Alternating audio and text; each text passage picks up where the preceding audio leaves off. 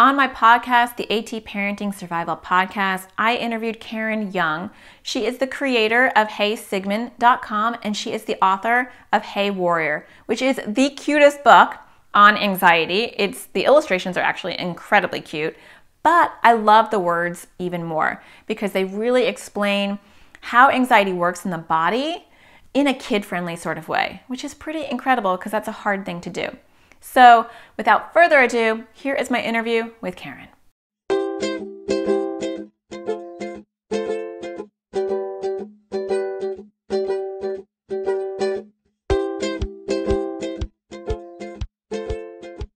Well, I want to welcome Karen Young to the show. Thank you so much for coming.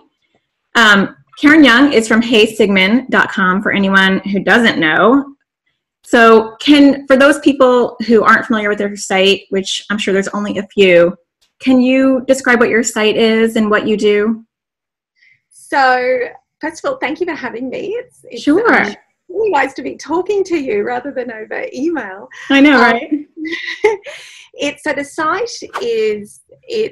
it's fueled by psychology and science, but it's all practical, relatable advice, and we cover lots of things, lots about anxiety in adults and kids and teens, and so it's all basically science-driven, proven, research-driven stuff, but practically done so that we can use it in a real and powerful way, hopefully.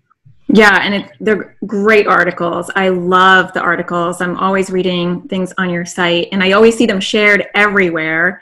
So they're definitely getting out there, and they're really helpful to people. Today I want to talk to you. I want to kind of like pick your brain about how to help parents help anxious kids, because I think you have just a world of wisdom, and I get a lot of questions that I think you can help with.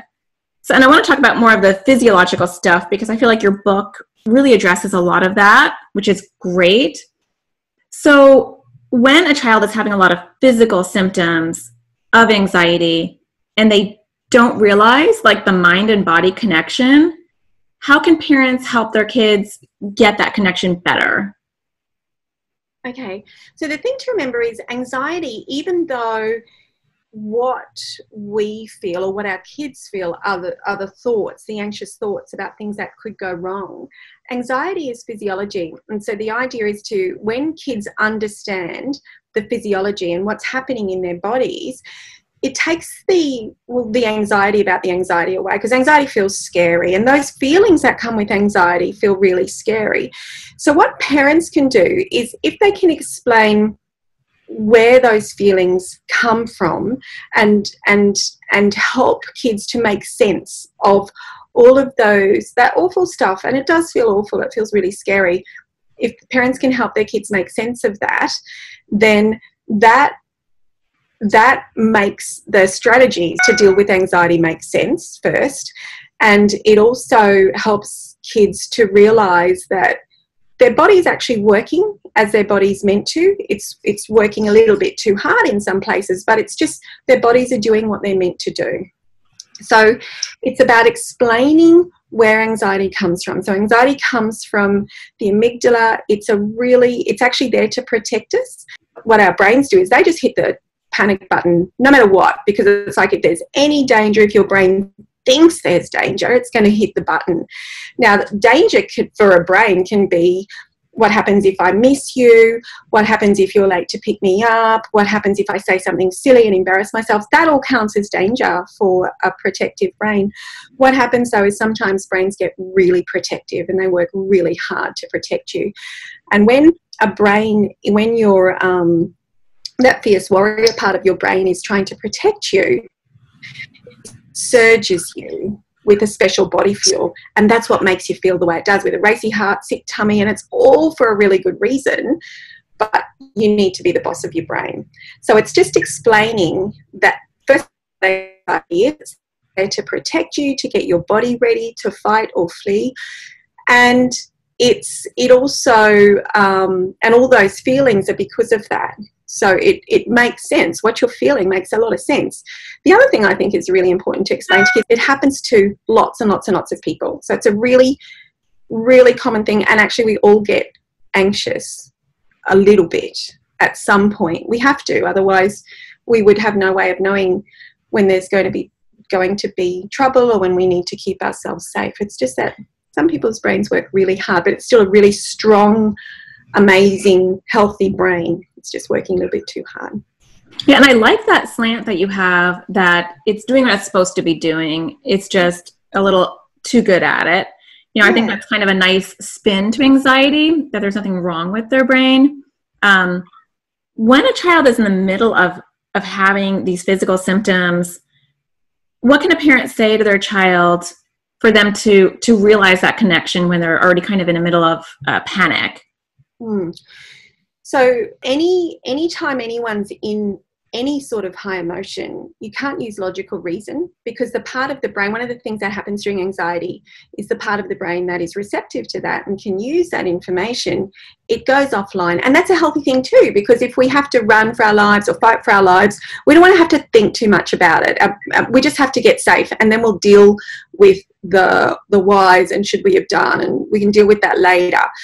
So it's a very reactive response. So everything in us is reactive. There is no room to hear logical reason. So that's why saying things like, there's nothing to worry about, you're okay, you know, that doesn't work, because in fact it can make it worse, because what the message it's sending to the brain is, no one gets this, we're on our own.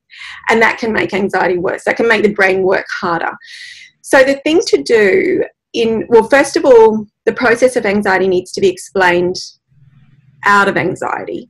So it's like, even when kids get really angry or really sad, you can't reason. You can't reason with grown-ups, with adults, when they're in that space, because the brain won't hear it. So first of all, we need to set the foundation by explaining what anxiety is, but also then explaining why breathing works, and practicing breathing exercises, because breathing starts to neutralize that fight or flight response. And it makes sense. We've been doing it, you know, that's what we do, and it's there for a reason. So strong, deep breathing, because one of the first things that happens during anxiety is breathing goes short and shallow, and that starts the cascade of physical symptoms. So if out of anxiety, parents can explain this and go, we're going to try strong, deep breaths with a breathing buddy, and making sure it's tummy breathing, that will give kids an anchor to use when they're anxious. When they're anxious, we really need to respond to the anxiety, and the kids, what we need is to let them know that we see them and that we get it. I get that this feels scary for you right now, or I can see that you're worried about walking into the school gate. Can you, and if they've practiced the breathing, then get them to do that.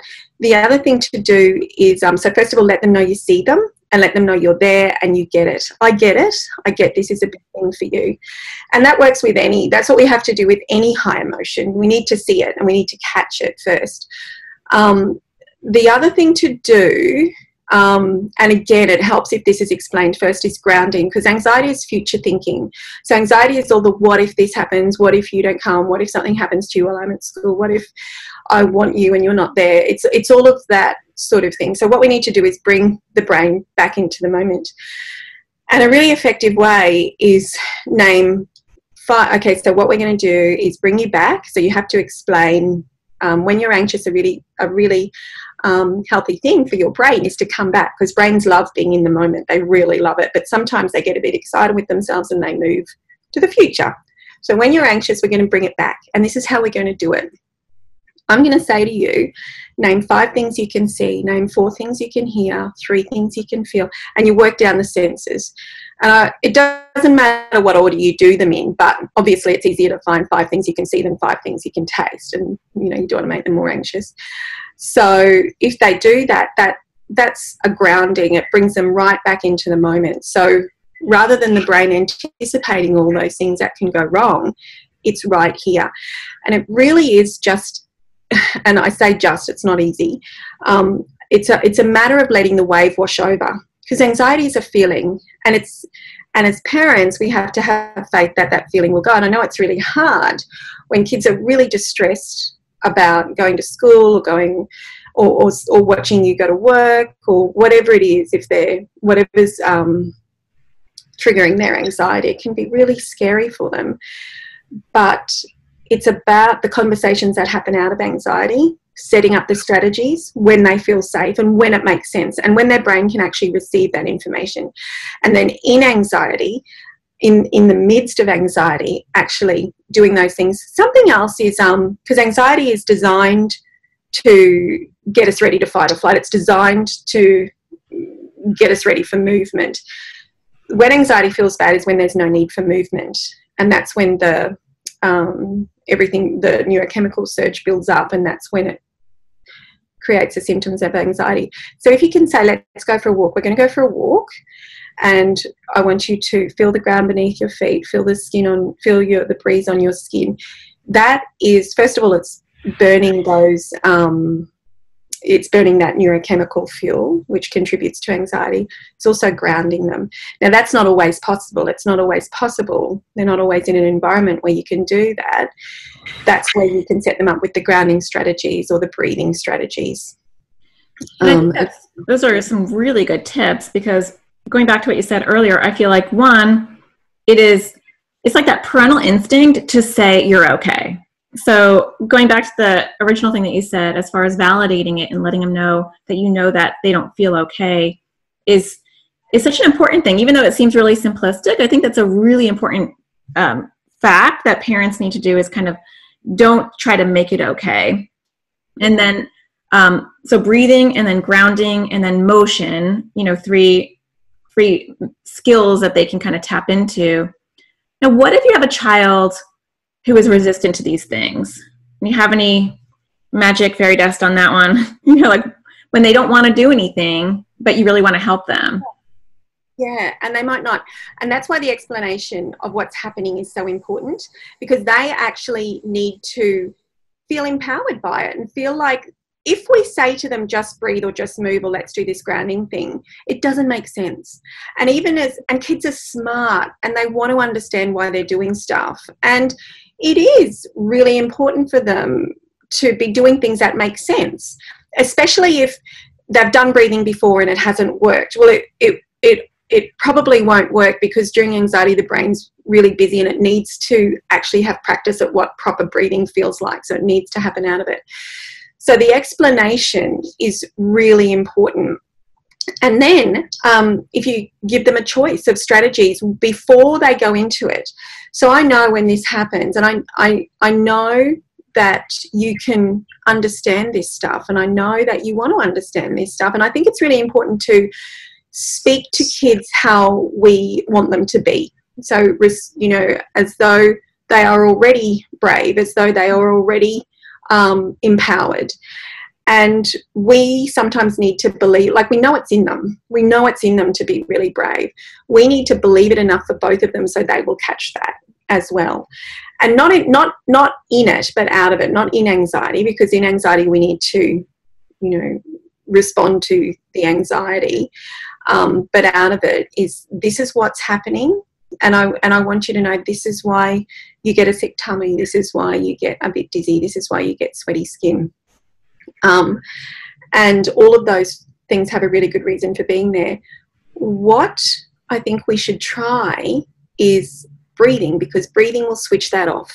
But you need to teach your brain to do it. Your brain can breathe. It's been doing it. It's been keeping you alive. But sometimes it forgets how to do strong breaths. So we're going to practice strong breaths. The other thing to do, and I did this with my daughter, is teaching them figure 8 breathing. And anxiety is flighty. It feels flighty. It feels flighty for us when we're anxious. Touch is very grounding if they want to be touched. Not all kids like being touched, and that's okay. But it's figure 8 breathing. So you do a figure 8, and if you can do it to them, and then they can use it as an anchor to do it to themselves. And the first belly of the 8, they breathe in, and then when they get to the middle, they hold it, and then the outside belly of the 8, they breathe out. And the thing about that is they can do it on their wrist to themselves. It's a form of mindfulness, so it's a way to bring their brains to the present, but it's also touch, which we know is soothing. We know touch can soothe the nervous system if it's a wanted touch, if it's an invited touch. So they trace it on their wrist? Yeah, so what I used to do with my daughter was I'd do it on her back, or sometimes she'd want it on her forehead. You know how they like having their forehead strokes. So I'd just trace it and she'd breathe. So you'd go And so it's like, I like that. Yeah, relaxing. And yeah, but they've got the touch as the anchor. They've got that touch to focus on and to soothe their nervous system. So if you can give them some of these strategies, but again, that's another one, you have to explain how it works. When you do strong, deep breathing, it sends a message to your brain that you're okay. And so it stops getting your body ready to run or to fight, and it switches off in the book I call it a super body fuel. It switches it off. Mm-hmm. And that's actually the thing that is making you feel all this stuff. That's what gives you a racing heart, a sick tummy, a clammy skin. It's all happening as it should. That's what's meant to happen, because if you've got a wild dog chasing you, you want to be stronger, faster, more powerful. You want to have all of that in you. You want to have a super body fuel so you can run fast. But if there's nothing chasing you, or if there's no danger, it just builds up. And it's like putting petrol in a car and not taking your finger off you don't stop the petrol thing. It just keeps building up and building up and building up. And that's when you feel the way. And it's completely safe. If that happens, it's safe. It's not going to hurt you, even though it feels scary, but it feels awful. So you want to switch off that awful feeling. And the way to do that is to switch off that super body fuel. And you do that by breathing, or by walking, or by another way to send the message is the grounding. So they need to understand the context. And I think that's really important, because if someone says to me when I'm anxious, just breathe, I go, you don't even know what I'm dealing with here. Yeah.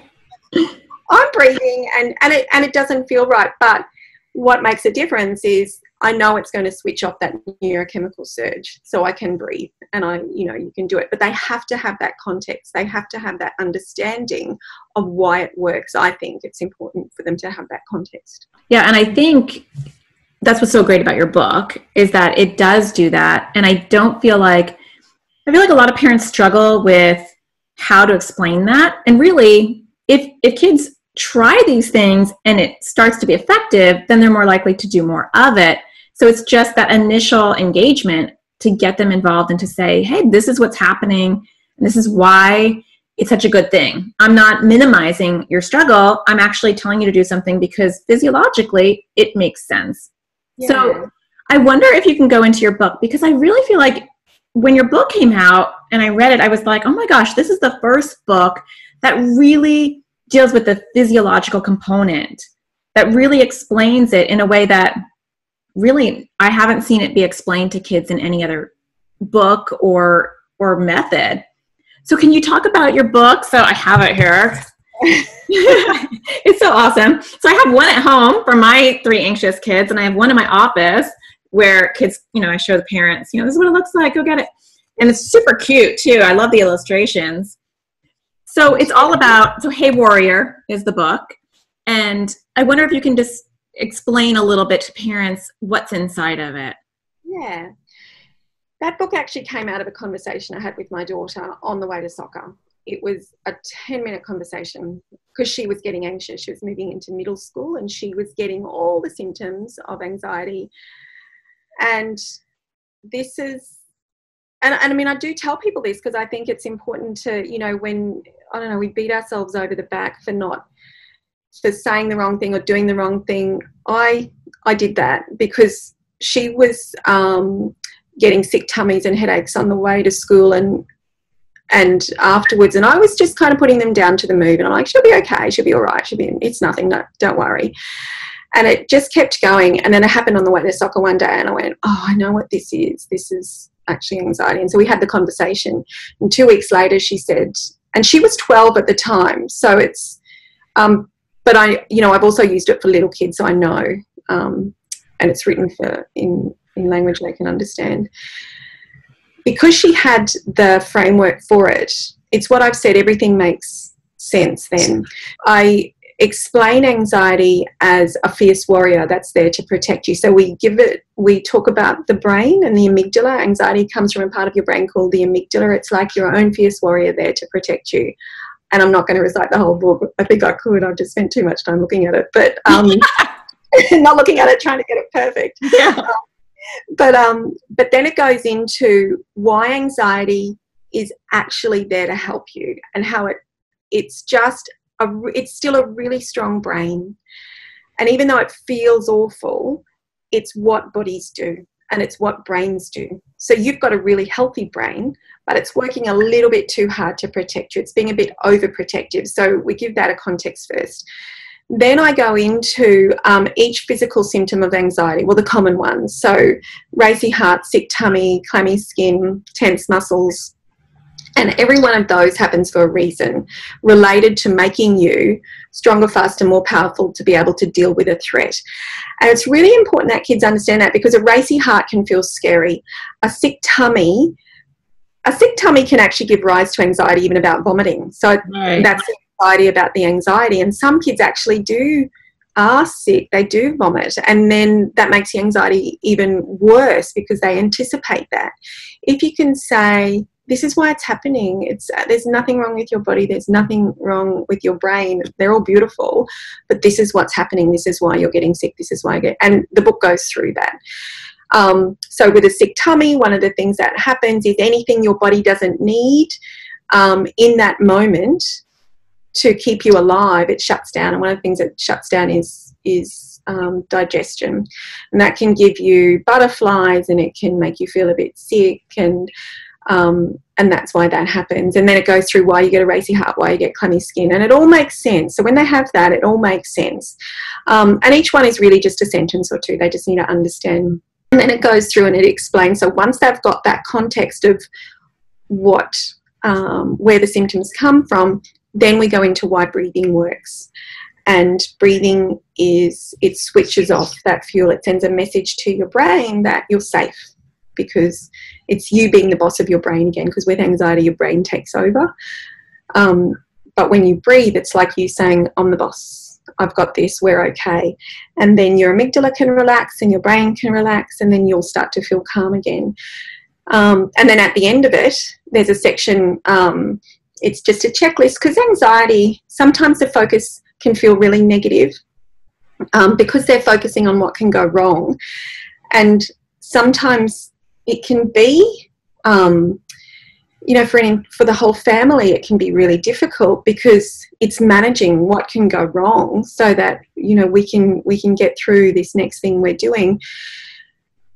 The truth is, an anxious kids, brains that get anxious sometimes actually come with enormous strengths, huge strengths. And so it's really important that kids also recognise that. It's really important that they recognise that they're actually brave, because anxiety can't happen without courage, because if there's nothing to be brave about, if you're anxious, it's because you're about to do something brave. If it was easy, you wouldn't be anxious. So it's kind of flipping that idea that they can't do stuff. It's the changing the focus from what they can't do, or the fact that they feel anxious, to, do you know what else you are? You're actually all of these other things. And it goes into that. There's a checklist, because they won't be all things. And even things like, I like to spend time on my own sometimes. And that's actually, that can be a real strength. Some kids won't tick that. And the idea is they can change it over time. So they've always got this thing in front of them is, actually, I'm pretty cool. And I get anxious. I love that. I thought that was great. It was kind of like a surprise at the end. I wasn't expecting that. I kind of thought I knew where your book was going. And then at the very end, I was like, what's all this? And it was like this really wonderful feel-good ending to your book that is almost like a book inside of a book about empowering your kids and like celebrating the anxious child. Because I always tell parents, anxiety is not all bad. And there are so many great qualities that come with the anxious child. Actually, I think you had an article on your site about that, about like the strengths or superpowers of anxious people or kids. And I love that, because I feel like there is so much good that comes with anxiety, just the empathy and the kindness and the open heart that you touch on at the end of the book. And it leaves it on a really positive note to make kids feel almost proud of who they are and embrace it. The second book, which is about to go to print, is all about that. But that's exciting. It goes into the detail of that. So your brain does this, which means your body can do this, which means it can also do this. So it's about that, really highlighting that. And I think because anxiety can really, it can overwhelm everything. It can overwhelm, everything. And it is. And the idea is to hang on to all of those strengths. So, and it's what I said before, we need to talk to kids as though, because it's already in them. We need to talk to them as though we need to talk to that. We need to talk to those strengths. So then they can talk to those strengths and they can draw on those strengths. But first we need to put them in front of them and go, did you know you can do this? You are brave. You're actually really brave, and you're really all of these things.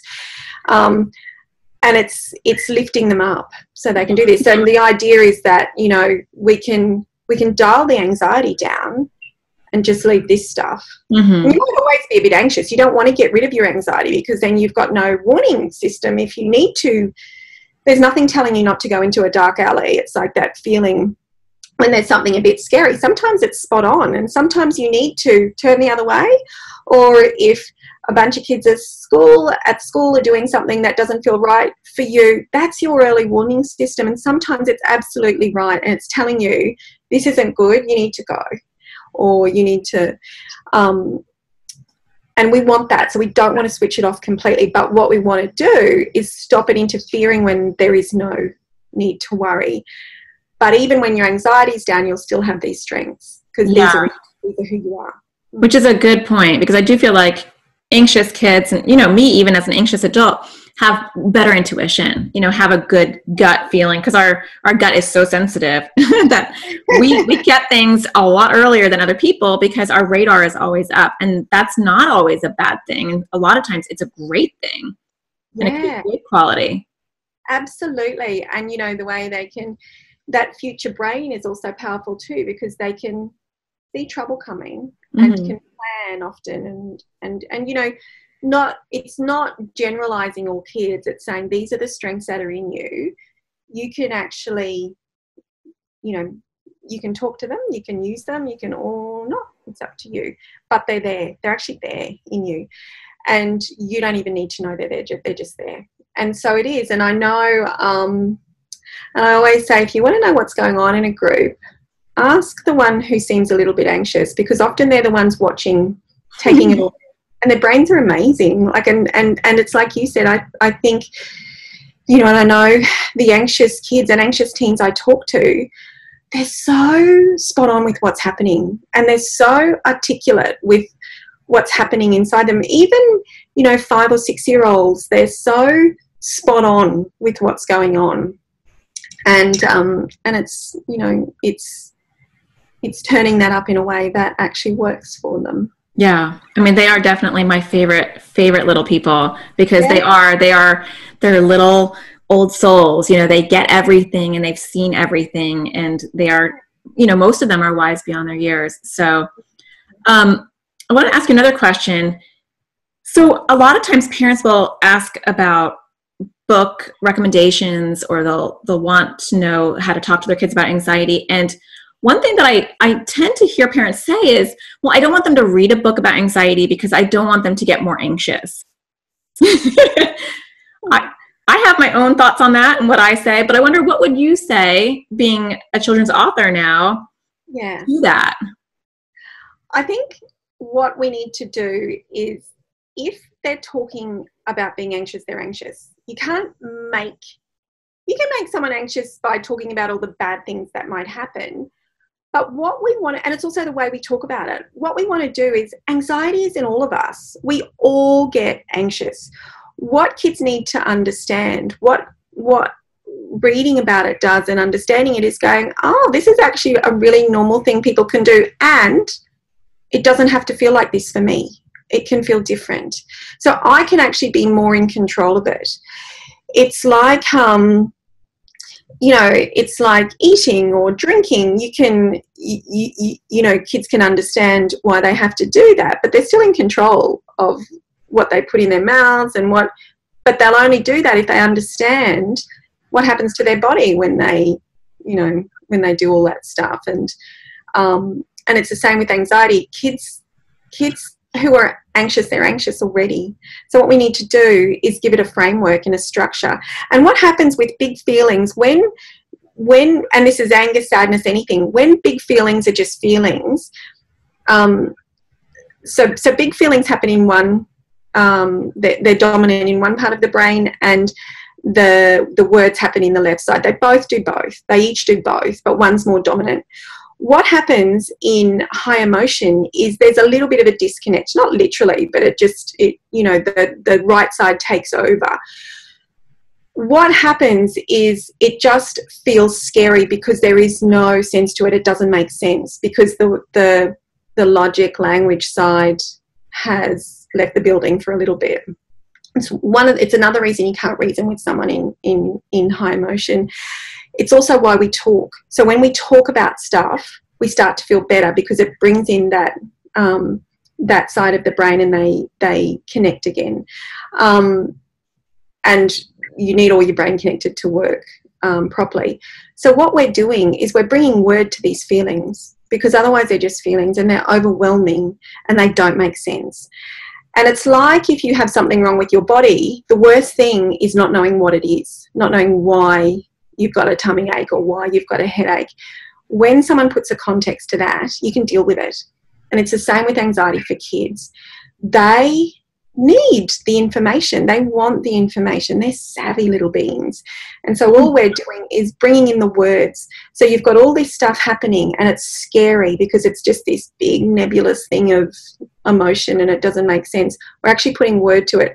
And as soon as you put word to it, it starts to contain and it starts to soothe. And it's why, when you say I can see you're worried about going into there, we're actually giving them word to, we're actually putting word to it, and we're starting to give it a structure. It's not reasoning, it's not logic, it's just starting to give it a structure, and that's soothing. That starts to soothe.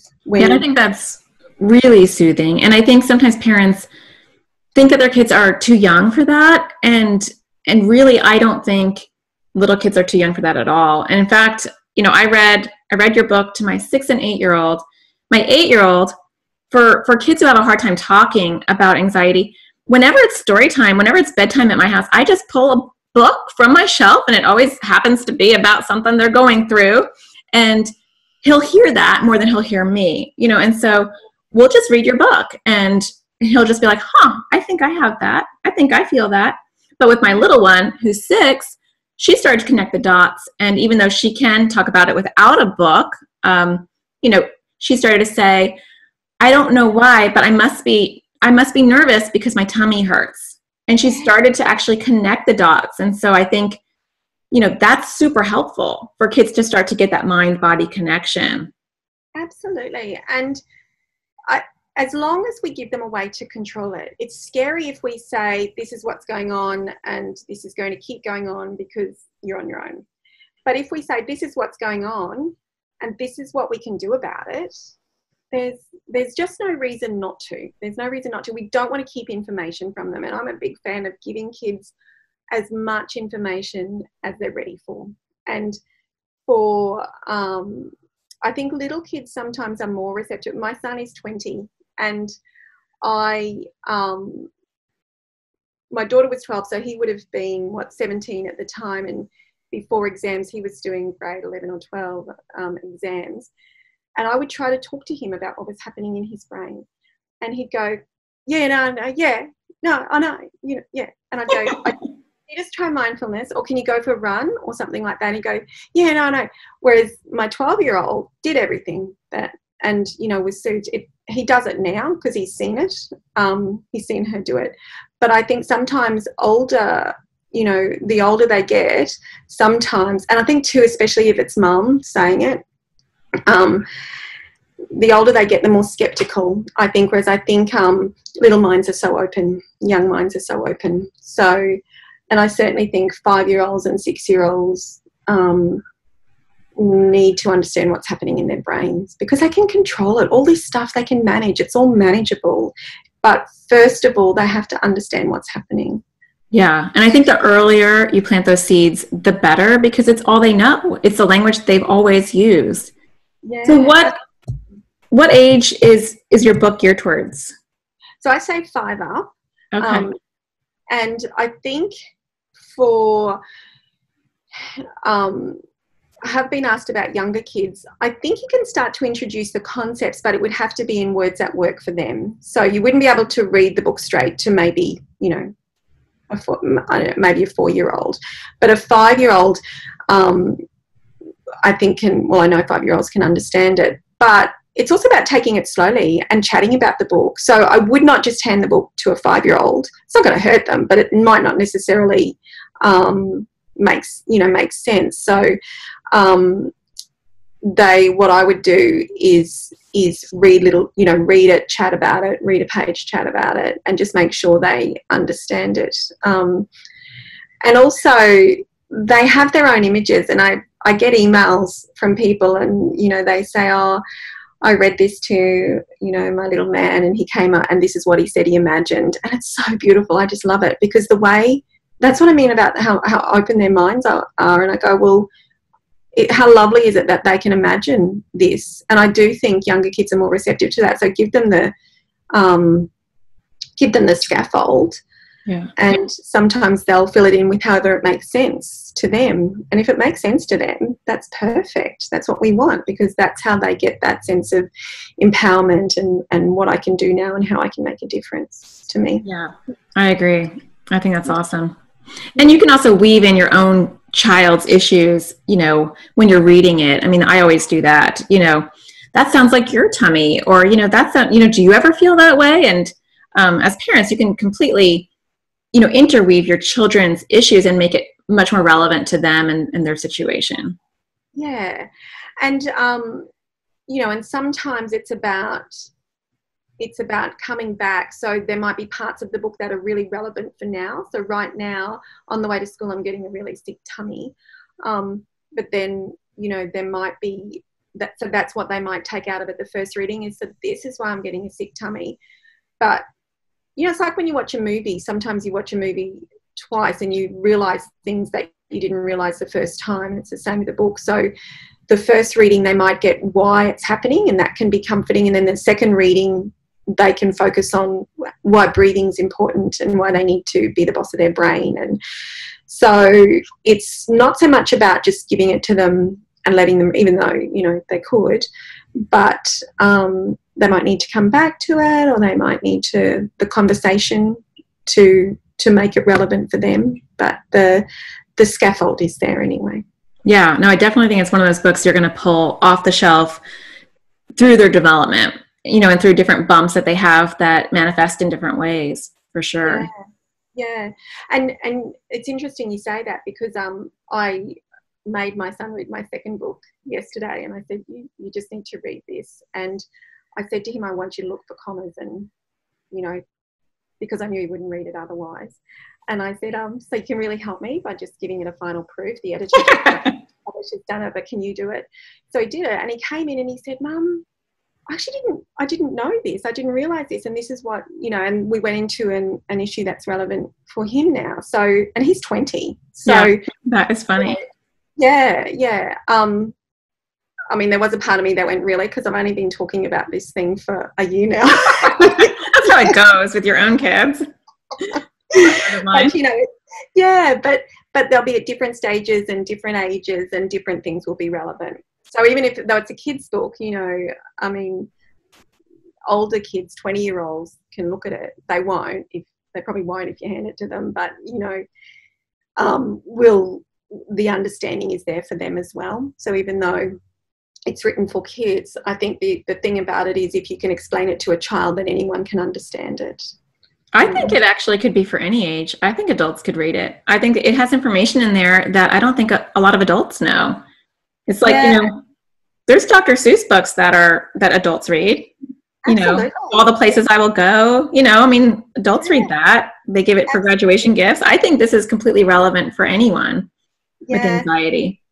I think too, it's a really exciting time in psychology anyway, because when I first started practicing, we didn't know any of the brain stuff, and it's only been since we've had the technology, we've been able to get more information about that. So we're learning more about how our brains work and how it contributes to things like anxiety, all sorts of things. But there's still a lot to go. So it's relevant for all of us. And I mean, I use the stuff in the book when I'm doing talks, or I get super anxious before, if I have to give a presentation or anything like that, and I use it. So yeah, I found it helpful. Our brains are, anxiety is the same whether we're big or little. Nope, it is, unfortunately. So when is your other book coming out? Do you have a date where it's going to be released? I was given a deadline by the publisher for this weekend, which I think I've done. I just want one more look at it. And then it's going to print in early March. And so hopefully it'll take, and it's generally about, I don't know, maybe 8 weeks after that. Oh, that's not too bad. April, May, hopefully June. Okay, so people can look for it in June. Yeah. Are we allowed to know what it's called yet? Yes, absolutely. It's called Hey Awesome. Oh, Hey Awesome. How cute. I love it. Kept the hay, and we've kept the amygdala is through it as well, because I think that's, I want kids to feel that sense of just that sense of understanding that that's how anxiety works and that's what's involved in anxiety, and so we've included that. Yeah, that's great. And it's the same illustrator, and she's done such a beautiful job. Oh, and it's super cute. So that's great that it's the same illustrator. Because, I mean, you can have a whole series of Hays, and they're awesome. So Hey Warrior is out. Where can people get it? So I know some of the online bookstores do it, or my website, which is www.heysigmund.com. So that does it as well. And it's in, and some bookstores, if bookstores have ordered it in, they'll have it, brick and mortar bookstores. So it's really just a matter of, but definitely I ship it worldwide. So okay. So, and I will leave a link in my podcast in my show notes. I'll leave heysigmund.com in case people don't have a pen or don't know what we're talking about. And if you're watching this on YouTube, in the notes, there'll be links as well to your website so people can get it. Because it's anyone who has an anxious child should have it in their library, because it's something that's really helpful, and you can just pull it out when your child's struggling and have an ongoing dialogue. So, well, thank you so much for coming on. It's been so nice to actually talk to you in virtual person. It's been really nice, and I know we've emailed a lot over the years, so it's really nice. It's so nice to be able to put a face to names. I mean, or to that actual proper human interaction is really right. Well, thanks for coming on. You've been really helpful. I think people are going to really enjoy your book, and it was nice talking to you. Thank you for having me. Sure, anytime. Take care. Well, I hope you enjoyed that interview with Karen. She is a wealth of knowledge. Her book, Hey Warrior, is super cute. I have it at home, and I have it at my office, and I recommend it to everybody. I'll leave a link below to her book and to her website. heysigmund.com is a great website. It is great for anxiety for kids and has a lot of really good articles for anxiety for parents and adults as well. So definitely check that out. If you're enjoying my interviews, don't forget to hit a thumbs up and subscribe, because whenever I interview someone on my podcast, I'm going to be putting it on my YouTube channel, and you don't want to miss that. If you haven't already, check out my videos for kids. I'll leave a link up here, because I make videos directly for kids with anxiety and OCD so that they can learn skills on their own. And what could be better than that? I hope you find the sparkle in everything you do, and I'll talk to you later.